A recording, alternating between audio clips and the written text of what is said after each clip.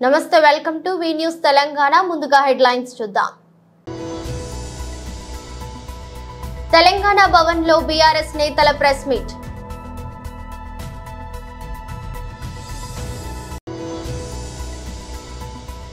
Necklace road లో run for quality running పోటీలను ప్రారంభించిన ఎంపీ ఈటెల రాజేందర్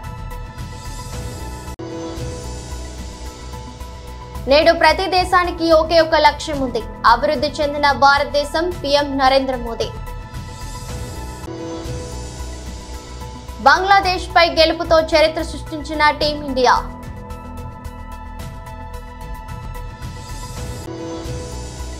మంత్రి సురేఖపై పరువు నష్టం దావా రేపు నాగార్జున వాంగ్మూలం నమోదు తెలంగాణ భవన్ లో బీఆర్ఎస్ నేతల ప్రెస్ మీట్ నవ్వొచ్చింది. ఎందుకంటే సరిగ్గా 10 నెలల పాలన కాంగ్రెస్ పార్టీది. డిసెంబర్ 7 నాడు వాళ్ళ ప్రభుత్వం ఏర్పడ్డది. ఇవాళ అక్టోబర్ 7.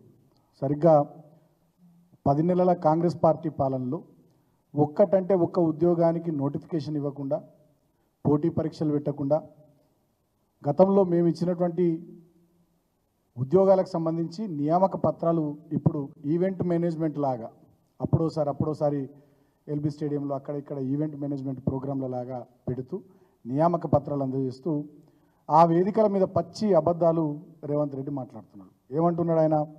నిన్న ఆయన స్టేట్మెంట్ ఏంది? ఈ 10 నెలల్లో 31,000 పైచీలకు ఉద్యోగాలు మేము ఇచ్చినామని చెప్పి ఆయన మాట్లాడతాడు. ఇక దాన్ని మించినటువంటి మోసము, అబద్ధము ఇంకోటి లేదు. అబద్ధాలకు బ్రాండ్ అంబాసిడర్గా ఇవాళ రేవంత్ రెడ్డి మారిపోయిండు. కనీసం ప్రభుత్వాధినేత ముఖ్యమంత్రి ఒక రాష్ట్రానికి అత్యున్నత స్థాయి హోదాలో కొనసాగుతుండు. ఆ సోయి కూడా లేకుండా, ఆ విచక్షణ కూడా లేకుండా ఇవాళ ఆ ముఖ్యమంత్రి అనేటటువంటి ఆ స్థాయిని దిగజారుస్తున్నాడు. ప్రజలు, అదేవిధంగా విజ్ఞులు, మేధావులు, వివిధ రంగాల నిపుణులు నవ్వుకుంటున్నారు ఆయన మాటల్ని, ఆయన చేస్తున్నటువంటి అబద్ధపు ప్రకటనలు చూసి నవ్వుకుంటున్నారు. ముఖ్యంగా ఆనాడు అసెంబ్లీ ఎన్నికల సందర్భంలో ఆనాడు ప్రదేశ్ కాంగ్రెస్ కమిటీ అధ్యక్షుడిగా రేవంత్ రెడ్డి, అదేవిధంగా ఆనాడు కాంగ్రెస్ లెజిస్లేచర్ పార్టీ నాయకులుగా బట్టి విక్రమార్క గారు 6 గ్యారంటీ కార్డుల మీద సంతకాలు పెట్టి వాళ్ళు ఊరూరా ప్రచారం చేశారు. అదేవిధంగా అభయహస్తం మేనిఫెస్టో, ఇందిరమ్మ రాజ్యంలో ప్రజాపాలన పేరిట ఒక 420 హామీలు దాంట్లో ఇచ్చి 6 గ్యారంటీ కార్డుల్లో ఒక 13 హామీలు సపరేట్ ఇచ్చి సంతకాలు పెట్టి ఊరూరా తిప్పారు. దాంట్లో ప్రధానమైనది హైదరాబాద్ యూత్ డిక్లరేషన్ పేరిట సరూర్ నగర్లో ఒక బహిరంగ సభ పెట్టి ఆనాడు ప్రియాంక గాంధీ గారిని, ఇతర నాయకులను పిలిచి చాలా అట్టహాసంగా హైదరాబాద్ యూత్ డిక్లరేషన్ అని చెప్పి వాళ్ళొక స్టేట్మెంట్ ఆ రోజు తెలంగాణ నిరుద్యోగులకు సంబంధించి విడుదల చేయడం జరిగింది. దీంట్లో ప్రధానంగా వాళ్ళు చెప్పింది ఏంటంటే, మొదటి ఏడాదిలోనే 2 లక్షల ప్రభుత్వ ఉద్యోగాల భర్తీ, మొదటి ఏడాదిలోనే SC ST BC minority backlog పోస్టుల భర్తీ, ప్రతి ఏడాది జూన్ 2 నాటికి అన్ని శాఖల్లోని ఖాళీలతో. నెక్లెస్ రోడ్ లో రన్ ఫర్ క్వాలిటీ రన్నింగ్ పోటీలను ఎంపీ ఈటెల రాజేందర్ ప్రారంభించారు. ప్రపంచంలో 140 కోట్ల జనాభాకు చేరుకొని క్వాలిటీ మ్యాన్ పవర్ ఉండి ఇలా ఆర్టిఫిషియల్ ఇంటెలిజెన్స్ వచ్చిన తర్వాత, ఇవాళ రోబోలు వచ్చిన తర్వాత, టిఫిన్ కూడా రోబో అందిస్తే, మన ఇంట్లో వంట కూడా రోబో చేసి పెడితే, డాక్టర్ చేసే పని కూడా రోబో చేసి పెడితే, మరి మనం ఎక్కడ పోవాలి? ఇది బిగ్గెస్ట్ ఛాలెంజ్. శాస్త్ర విజ్ఞానం ఎదగాలి, కానీ శాస్త్ర విజ్ఞానం మనిషిని పనిలో పెట్టాలి.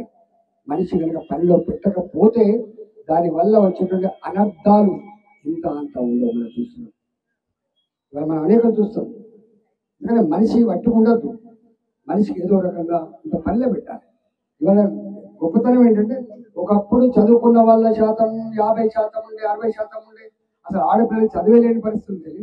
ఇవాళ ప్రౌడ్ టు సే ఇలా 100% అక్షరాస్యత మహిళలలో ఇలా టాపర్స్, ఒక 50 మంది టాపర్స్ ఉంటే 40-45 మంది ఇలా గర్ల్స్ టాపర్స్ ఉండే పరిస్థితి.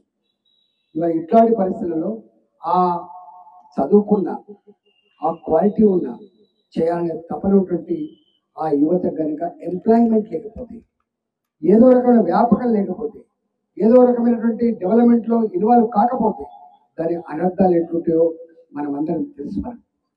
కాబట్టి అలా దేశానికి బిగ్గెస్ట్ ఛాలెంజ్.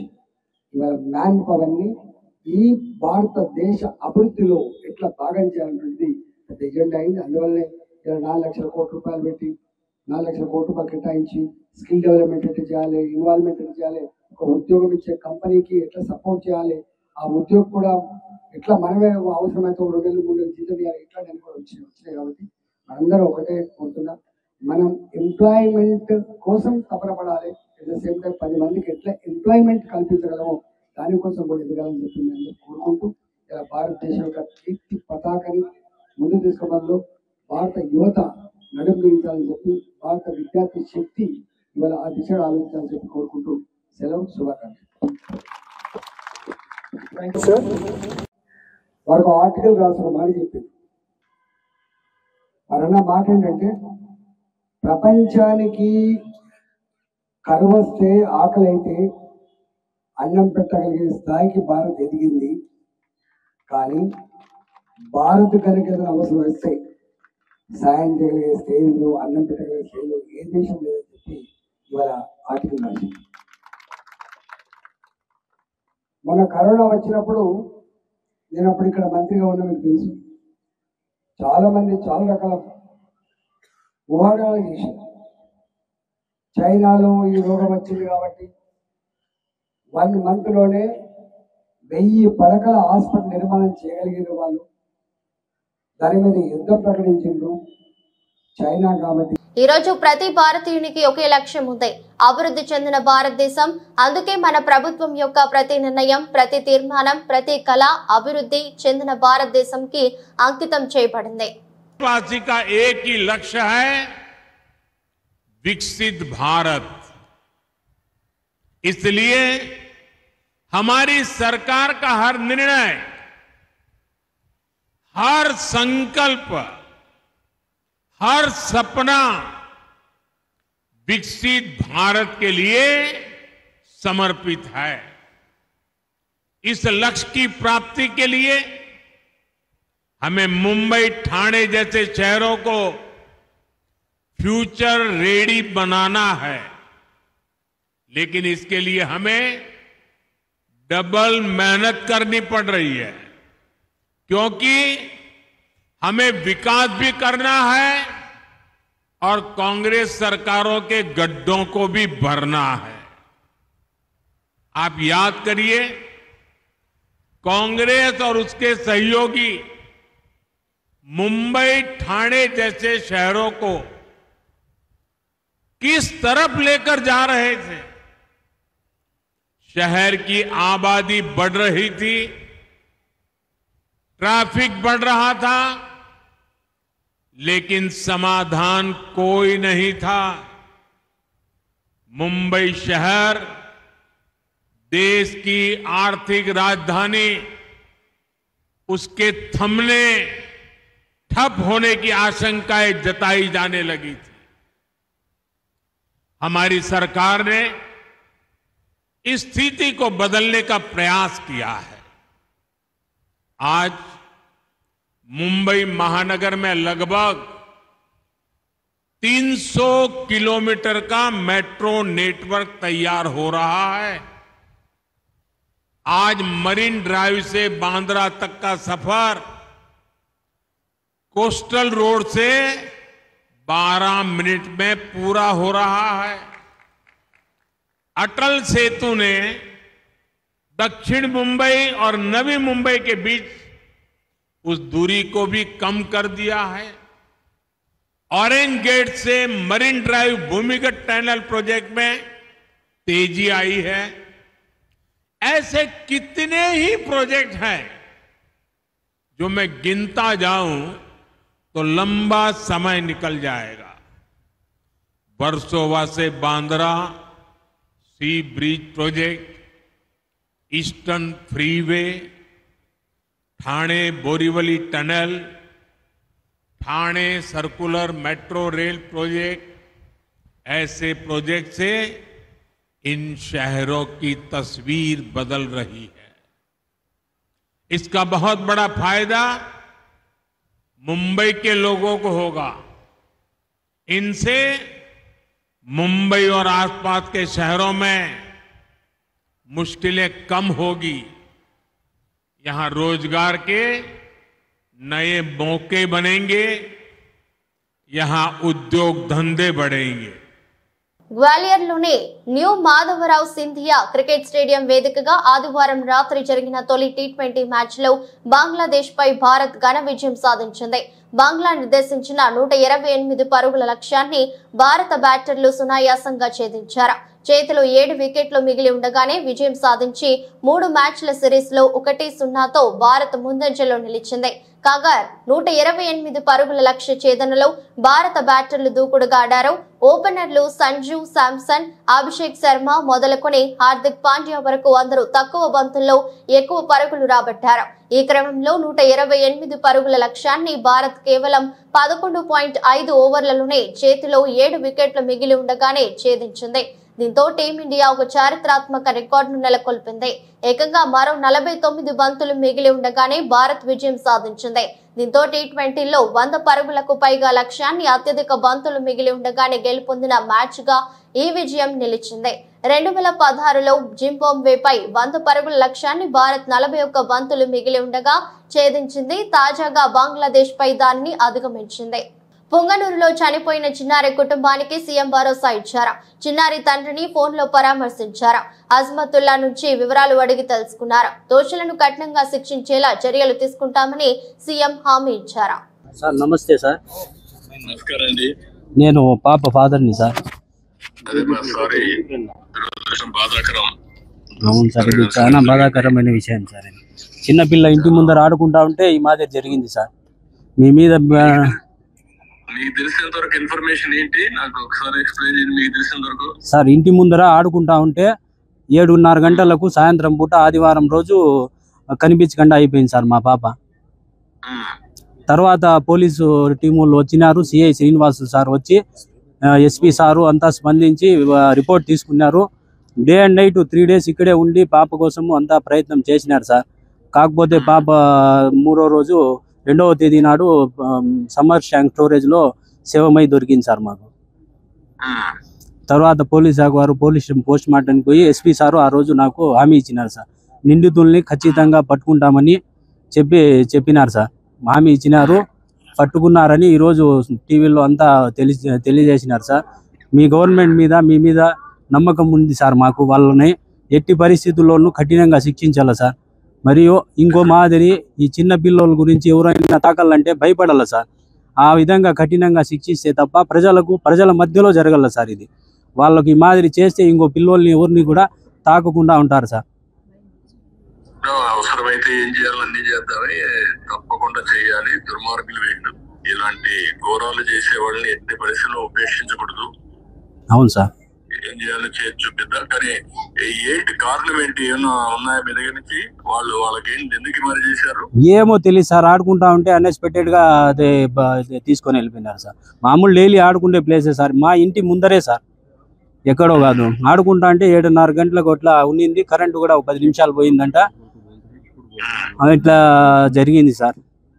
రిపోర్ట్స్ కూడా వచ్చినాయి. మా పాపకు ఏమి ఎక్కడ టచ్ చేసినట్లు కానీ ఏమి అత్యాచారం చేసినట్లు అట్లంతా ఏమీ లేదు సార్. అక్కడే మా పోస్ట్ మార్టం దగ్గరే చెప్పినారు, అట్లంతా మీ పాపకు ఏమి టచ్ చేయలేదు. కాకపోతే మెయిన్ రిపోర్ట్స్ వచ్చిన తర్వాత మేము మీకు అందజేస్తామని ఎస్పీ సారు చెప్పినారు సార్. అదే మనం పట్టుకున్నాము, మనోడు కూడా చెప్పారు నాకు, పట్టుకున్నాం అని చెప్పారు, యాక్షన్ తీసుకున్నారు, అవన్నీ ఉన్నాయి. మీకేమైనా సందేహం ఉందా? మీ వర్షంలో చెప్పినాం సార్. అన్ని డీటెయిల్స్ అన్ని పోలీస్ శాఖకు అందజేసినాం సార్. మా తరఫున డీటెయిల్స్, డౌట్లు ఉండే వాళ్ళు ప్రతి ఒక్కరు ఫోన్ నెంబర్లు, డీటెయిల్స్ అన్ని ఇచ్చినాం సార్. మన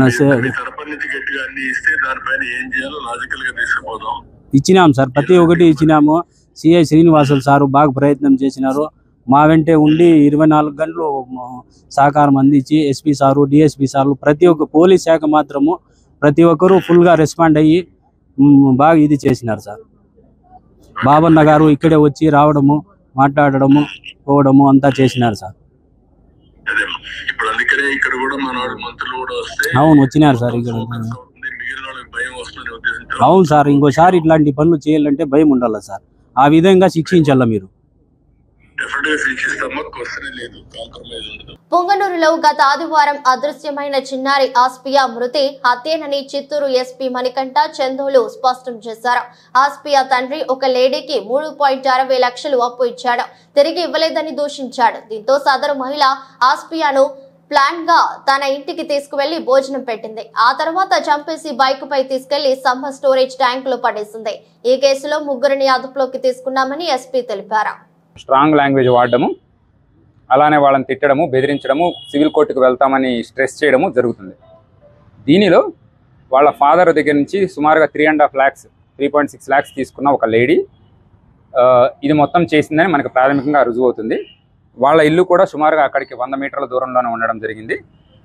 ఆ రోజు జరిగిన మనకి నివేదిక ప్రకారం 7 గంటల నుంచి 7:30 మధ్యలో ఈ ఇద్దరు ఆడుకుంటున్నప్పుడు బుర్కా వేసుకొని ఆ లేడీ వచ్చి ఈ పాపతో మాట్లాడి ఆవిడతో పాటు తీసుకొని మరొక కుర్రాడు, అతను మైనర్ 17 years, ఆ లేడీకి రిలేటివ్ అవుతాడు. సో వరుసకి తమ్ముడు అని మాట్లాడతారు. సో ఆ బాబుతో పాటు తీసుకొని వాళ్ళ అమ్మగారిల్లు, అక్కడి నుంచి 1.5 kilometers డిస్టెన్స్ ఉంటుంది, వాళ్ళ అమ్మగారింటికి తీసుకెళ్ళడం జరిగింది. ఈ కుర్రవాడు బయటే ఉన్నాడు చాలాసేపు. వాళ్ళు లోపల ఆ పాపతో చాలాసేపు మాట్లాడడం, పాపకి ఫుడ్ కూడా పెట్టడం జరిగింది. ఇది జరిగిన తర్వాత ఆవిడకున్న కోపం మొత్తం ఆ పాప మీద చూపించడము, అక్కడే నోరు అరుస్తుందనే ఉద్దేశంతో నోరు ముక్కు నొక్కేసేసి చంపడం జరిగిందనేది కూడా మనకు ప్రాథమికంగా తెలుస్తుంది. ఈ సమయంలోనే ఆ లేడీ ఎవరైతే సరే చేశారో ఆవిడ మీద పాప గీరినట్లు కూడా చిన్న చిన్న ఇంజురీ మార్క్స్, స్క్రాచ్ మార్క్స్ ఆవిడ చేతి మీద కూడా మనకి ఉండడం జరిగింది. అలానే ఎవరైతే ఈ మైనర్ బాలుడు తనతో పాటు ఉన్నాడో తను బయట వెయిట్ చేయడం జరుగుతుంది.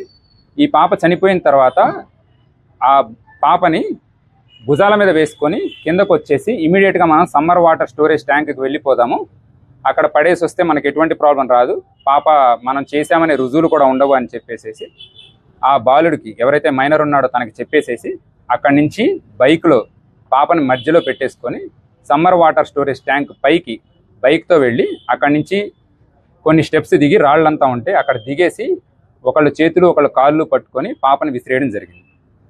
సో దీనికి సంబంధించి మనకి ఎవరైతే ఉన్నారో ఆ లేడీ, వాళ్ళ మదరు అండ్ ఈ బాబు, వీళ్ళ ముగ్గురు మన కస్టడీలో ఉన్నారు.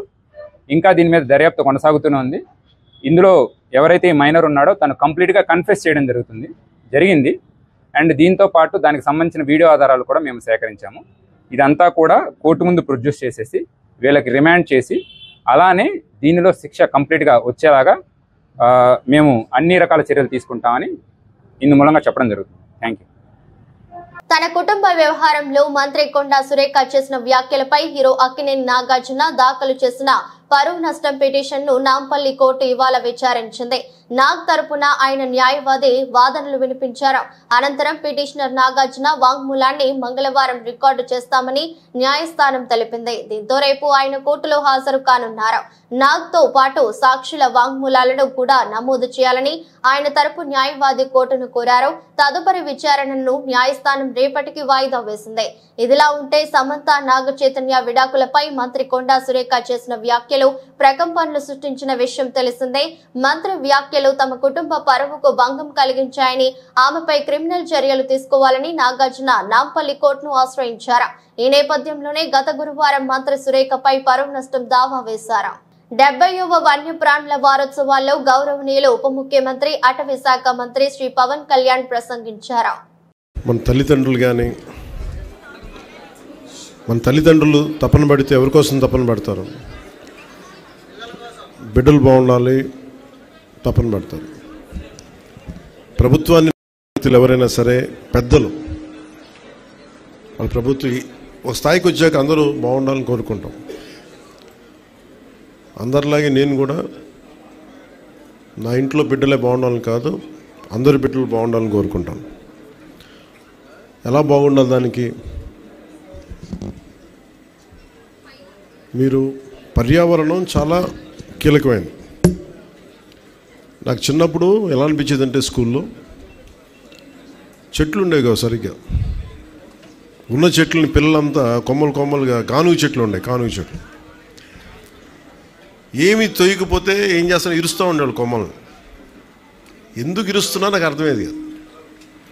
నీడనిచ్చే చెట్టుని కాపాడుకోలేకపోతే సమస్య మనకే. పర్యావరణ పరిరక్షణ ఇవన్నీ ఏంటంటే నీడనిచ్చే చెట్టుని ఫస్ట్ కాపాడుకుంటే దాన్ని ఆధారపడి పురుగులు చిన్న చిన్న పూట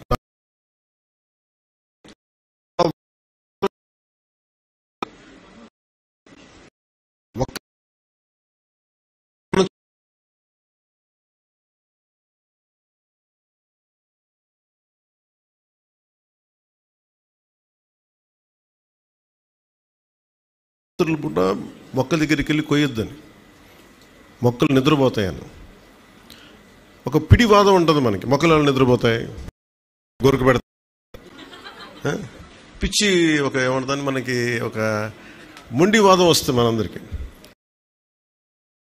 జగదీష్ చంద్రబోస్ వరకు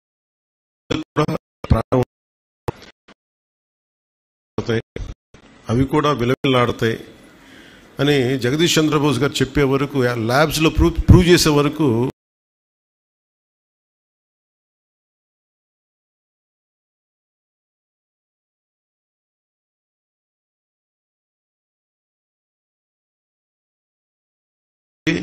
దానికి సైంటిఫిక్గా వాళ్ళు చెప్పలేకపోవచ్చు, కానీ సైంటిఫిక్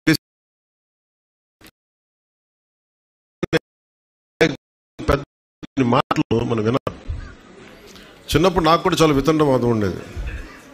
మొక్కల్ని ఇలా ముట్టుకోకు రాత్రులు పూట అంటే ఎందుకు ముట్టుకోకూడదు?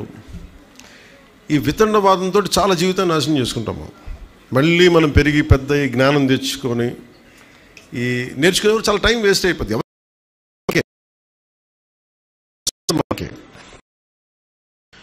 ముఖ్యంగా మీకు మన తల్లిదండ్రులు ఎవరైనా సరే మనకి చదువులు చదివించవచ్చు, డబ్బులు ఇవ్వచ్చు, కానీ మన అందరం ఆధారపడేది నీరు, శుద్ధమైన గాలి, స్వచ్ఛమైన గాలి, కనీసం కలుషితం లేని పరిసరాలు. ఇవి కనీసం మనకి. మీరు ఊహించుకోండి, మీరు అందరూ ప్రపంచవ్యాప్త పెద్దోళ్ళు అయిపోవచ్చు, గొప్పవాళ్ళు అయిపోవచ్చు, కానీ మీరు ఎన్ని గొప్ప కార్యాలు సాధించాలనుకున్నా కానీ ప్రకృతి మటుకు సరిగ్గా లేకపోతే మనం ఏం చేయలేం. సో పర్యావరణం అనేది చాలా కీలకం. అలాంటి పర్యావరణానికి మూలాధారం మనకి కనీసం ఉండే వృక్షాలు, చిన్న మొక్కలు. ఒకసారి నేను ఇప్పుడు సౌత్ ఆఫ్రికాలో ఒక ప్రాంతానికి వెళ్ళినప్పుడు నాతో పాటు వచ్చిన డ్రైవర్ ఎక్కడో ఒక చాలా బీడు భూమి, అంటే అసలు ఎడారంటే ఎడారు, ఇక్కడ చిన్న ఇంతంత మొక్క తప్ప ఏమి ఉండదు అక్కడ. కోదాడ, హుజూర్ నగర్, పాలేరు నియోజకవర్గాలలో ఉన్న డీజే యాజమానులు, యూనియన్ సభ్యులు 300 మందితో కోదాడ పట్టణంలో నిరసన ర్యాలీ చేపట్టారు. ఈ సందర్భంగా కోదాడ డివిజన్ అధ్యక్షుడు అనంతు లింగస్వామి మాట్లాడుతూ, సుప్రీంకోర్టు ఇచ్చిన ఆదేశాల మేరకు తెలంగాణ రాష్ట్రంలో డీజేలు నిషేధించడం పట్ల ఆవేదన వ్యక్తం చేశారు. దేశంలో ఎక్కడా లేని విధంగా తెలంగాణ రాష్ట్రంలోనే డీజేలను నిషేధించడాన్ని తీవ్రంగా ఖండిస్తూ కోదాడ ఎమ్మెల్యే ఉత్తమ్ పద్మావతి రెడ్డికి వినతి పత్రం అందజేయడానికి వెళుతుండగా కోదాడ పోలీసులు అడ్డుకోవడం చాలా బాధాకరమని అన్నారు. డీజేలు నిషేధాన్ని వెంటనే ఎత్తివేయాలని, తమ పొట్టకూటి కోసం పక్కన ఉన్న ఆంధ్రప్రదేశ్ రాష్ట్రానికి వెళ్లి డీజేలను పెట్టుకోవాల్సిన పరిస్థితి నెలకొందని, తెలంగాణ రాష్ట్ర సాధనలో తమ డీజే పాటలతో తెలంగాణ రాష్ట్ర ప్రజలను చైతన్యపరిచామని ఈ సందర్భంగా గుర్తు చేశారు. ఇకనైనా తెలంగాణ రాష్ట్ర ప్రభుత్వం తమను గుర్తించి డీజేల నిషేధం వెంటనే ఎత్తివేయాలని ఈ సందర్భంగా కోరారు. ఈ కార్యక్రమంలో గౌరవ అధ్యక్షులు వేణు, ఓంసీను, ఉపాధ్యక్షులు వజీర్, కోశాధికారి బంగారు, తులస, కార్యదర్శి పండు మరియు 300 మంది డీజే యూనియన్ సభ్యులు పాల్గొన్నారు. నా పేరు లింగస్వామి, మాది బేతోలు గ్రామం, చిలుకూరు మండలం, సూర్యాపేట జిల్లా. మేము గత 5 సంవత్సరాల నుంచి ఈ డీజే ఫీల్డ్కి వచ్చాము. గవర్నమెంట్ కొన్ని ఆంక్షలు విధిస్తున్న వల్ల మేము కోదాడ, హుజూర్ నగర్, పాలేరు ఈ 3 నియోజకవర్గాల నుంచి కూడా 200 కుటుంబాలు ఈ డీజే ఫీల్డ్ మీద ఆధారపడి బతుకుతున్నాము.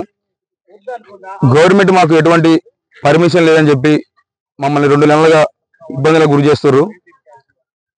తెలంగాణ ఏర్పడక ముందు అందరు కళాకారులు కూడా అన్ని విధాలుగా మమ్మల్ని ఆడుకొని మా కాడికి వచ్చి మీరు పెట్టాలి ముందుకు, మన తెలంగాణ అందరికీ మన సౌండ్ ద్వారానే మీ అందరం కూడా తెలియపరిచినాం. ఇప్పుడు మా దగ్గరకు వస్తారు. ఇప్పుడు కేసీఆర్ గారి ప్రభుత్వంలో కూడా మాకు తెలంగాణ వచ్చినా కూడా ఏం న్యాయం జరగలేదు. మరి అదే విధంగా ఇప్పుడు రేవంత్ రెడ్డి గారు వచ్చి కూడా మాకు కాంగ్రెస్ ప్రభుత్వంలో కూడా మళ్ళీ యథావిధిగా మా పరిస్థితి మళ్ళా ఇదవుతుంది. మొన్న జరిగినటువంటి వినాయక చవితి పండుగలో కొన్ని పర్మిషన్లు మాకు తక్కువ లిమిట్ పెట్టుకుంటామన్నా చెప్పినా కూడా పర్మిషన్ లేకుండా మమ్మల్ని బాగా ఇబ్బంది పెడుతున్నారు ఇక్కడ. అదేవిధంగా ఇప్పుడు జరుగుతున్నటువంటి దుర్గా నవరాత్రులకు కూడా పర్మిషన్ అని చెప్పి మా మీద మన కొన్ని కేసులు బైండర్ కేసులు కూడా ఆల్రెడీ పెట్టారు. మేము డీజే ఇట్లా 2 బాక్సులు పెట్టుకున్నా కూడా పర్మిషన్ లేకుండా మమ్మల్ని మన ప్రభుత్వం తెలంగాణ ప్రభుత్వం ఇలా ఇబ్బంది పెడుతుంది. మేము ఆంధ్రాకి వలస వెళ్ళిపోవాల్సిన పరిస్థితి ఏర్పడది. మన పక్కనే మన ఉమ్మడి ఆంధ్రప్రదేశ్ రాష్ట్రం విభజన అయిపోయిన తర్వాత వాళ్ళు అక్కడికి పోయి వాళ్ళు మంచిగా వాళ్ళ ప్రభుత్వాలు అన్ని అక్కడ ప్రోగ్రాం నడుస్తున్నాయి, దగ్గర నడిపిస్తారు రాజకీయ నాయకులు. వాళ్ళ అవసరాలకి రాజకీయ నాయకులు అందరూ కూడా ఇక్కడ వాడుకొని మమ్మల్ని ఈ రోజు ఈ పండుగలు మాకు బతుకు తెరువు లేకుండా చేస్తారు. ఈ కోదా తర్వాత వార్తలు ముగించే ముందు మరోసారి హెడ్లైన్స్. తెలంగాణ భవన్ లో బీఆర్ఎస్ నేతల ప్రెస్ మీట్.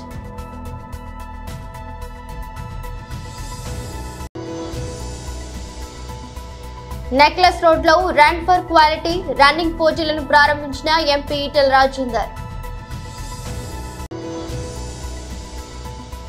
నేడు ప్రతి దేశానికి ఒకే ఒక లక్ష్యం ఉంది, అభివృద్ధి చెందిన భారతదేశం, పీఎం నరేంద్ర మోదీ. బంగ్లాదేశ్ పై గెలుపుతో చరిత్ర సృష్టించిన టీమిండియా.